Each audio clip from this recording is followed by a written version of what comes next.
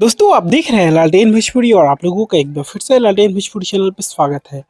आज बहुत दिनों के बाद खेसारी लाल यादव के गाने पे 6 घंटे में 1 लाख से ज़्यादा लाइक और 1 मिलियन पब्लिकली व्यूज शो कर रहा है।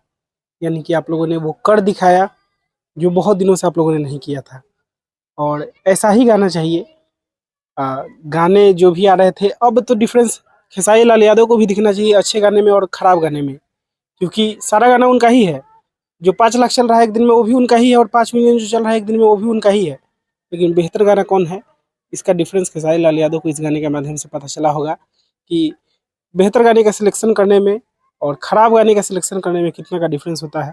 और पब्लिक वही है, आपका स्टारडम भी वही है, बस आपका क्वालिटी गिरा हुआ है। क्वालिटी को उठाइएगा, ऐसे ही रिजल्ट देखने को मिलेंगे।